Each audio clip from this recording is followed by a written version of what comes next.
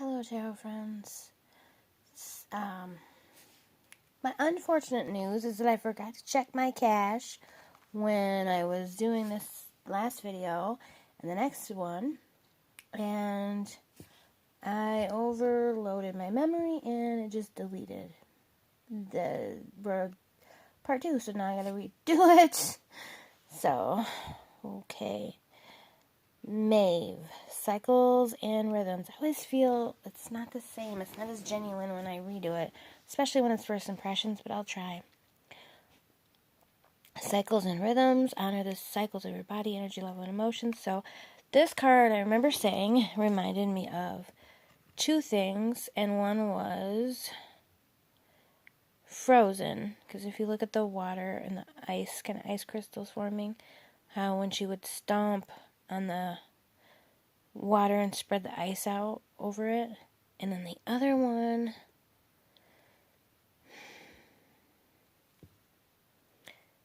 also I love the iridescence of the color in the sky behind her. It's very beautiful.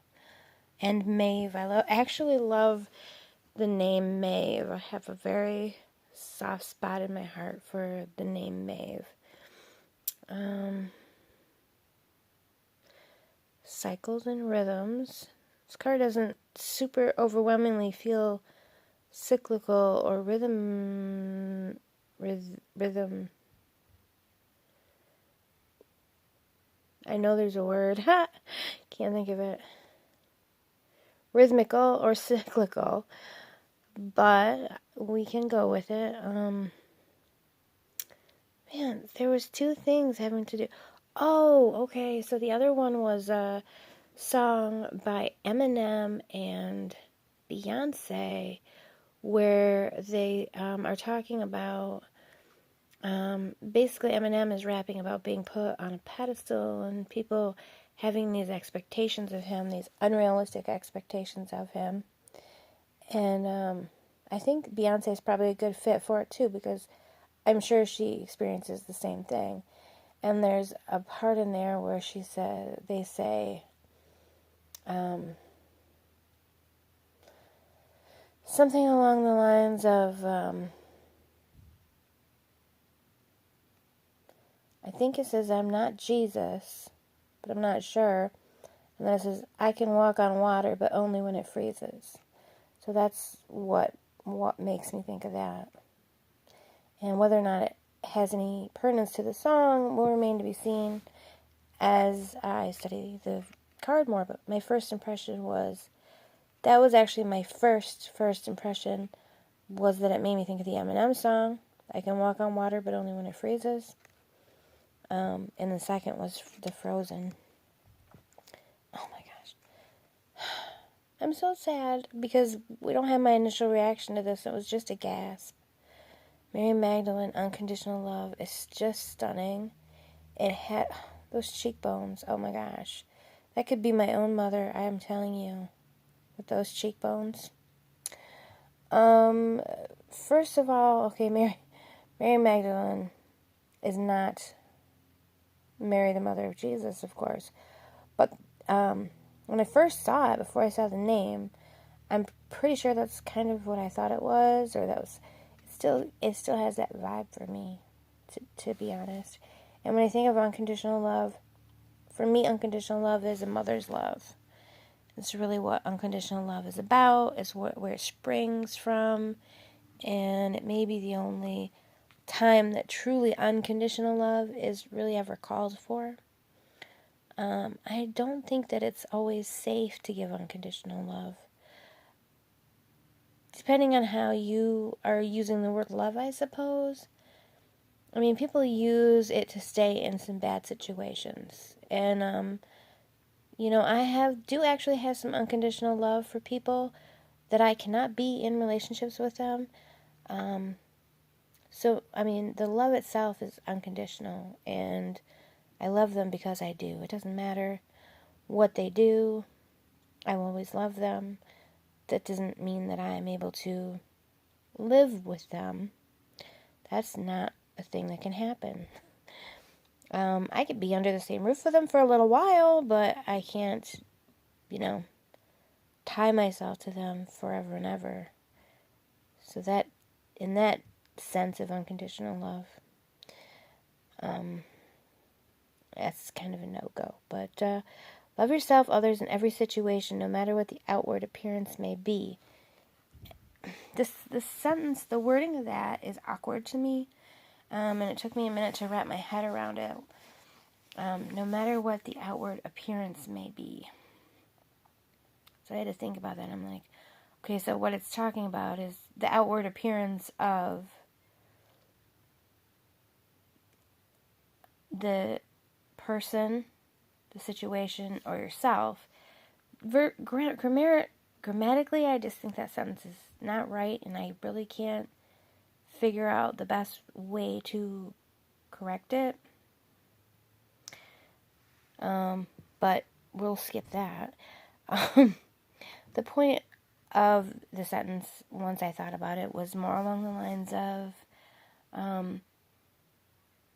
loving the truth of something or someone, loving the reality of them, and not a superficial love of just loving what they look like or what they appear to be or how they present themselves to the world.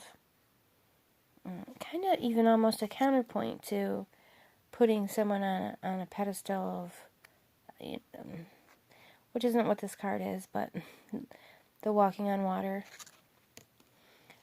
I think that song is kind of a call out for that. Like, in a way, it's kind of a call out for just see me, see the depth of me and not the superficiality of me, and see that I need love and that I'm not perfect and that I need people to care about me for who I am and not just for who they think I am. So, okay, that's blah, blah, blah.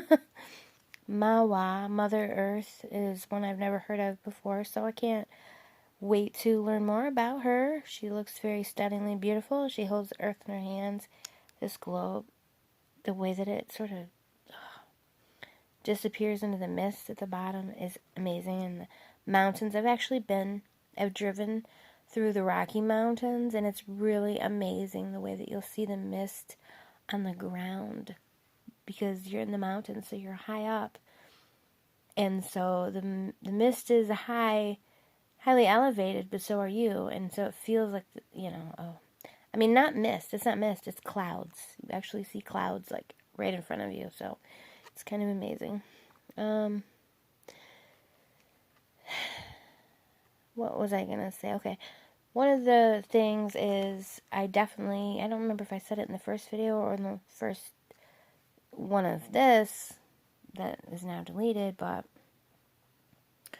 I want to have a deck that has some goddesses that I haven't heard of, that I want to learn more from working with this deck. I don't want it to just be stuff I already know. So I'm glad that there's a good mix of goddesses I am aware of, goddesses I work with, and goddesses I've never heard of. You are called upon to help with environmentalism. Okay, I had talked about this in a little bit of length. So I feel like that's a really, it's not, I just bit my tongue. It's not a bad message. It's a great message.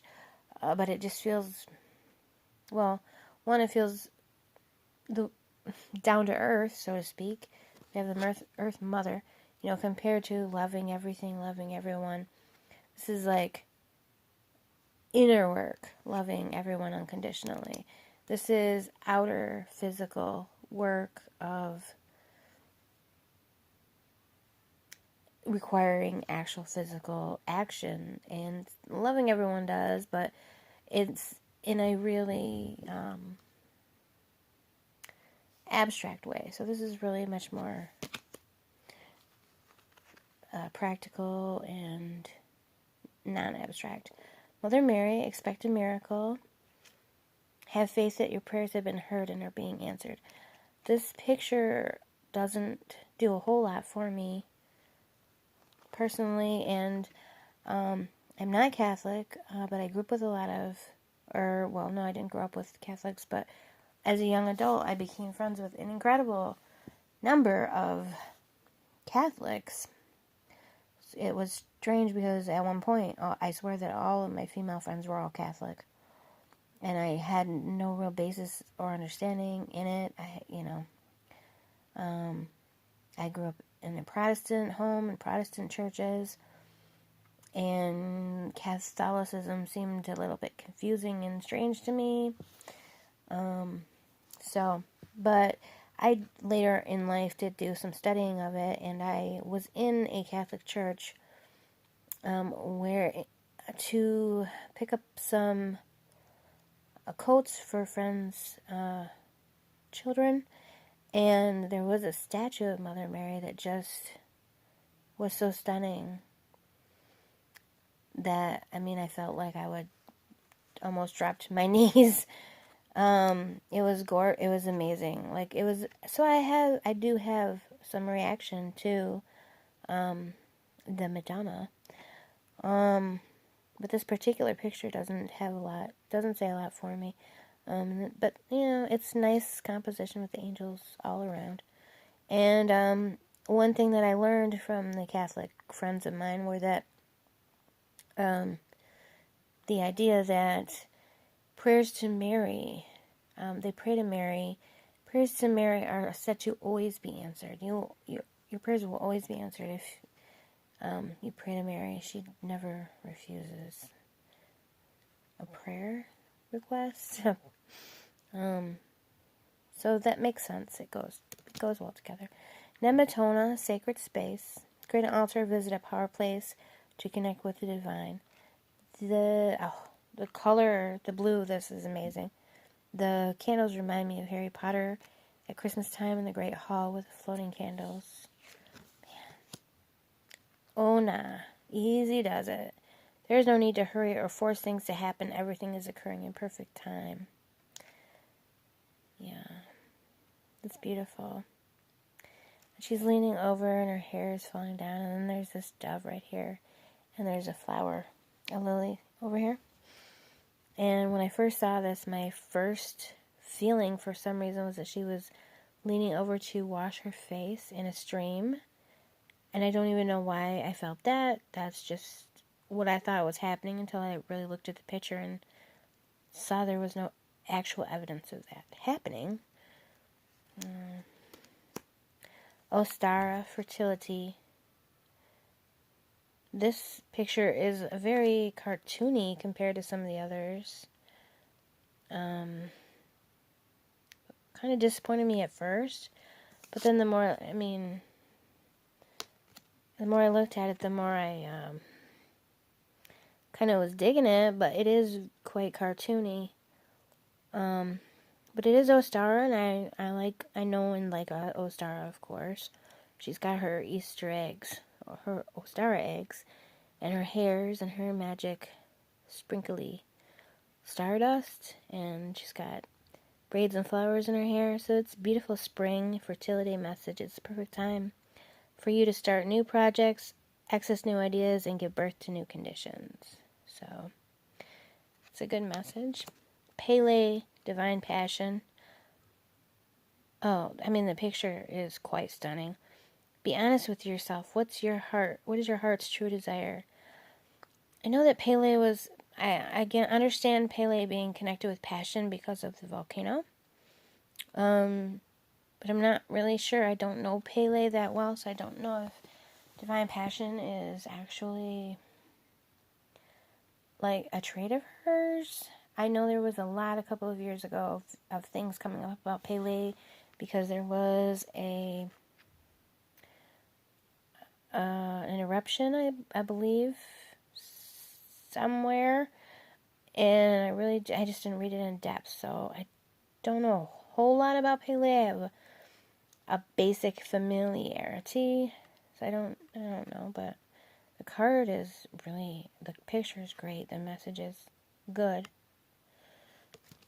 Rhiannon, the sorceress, or as all Stevie Nicks fans know, a Welsh witch.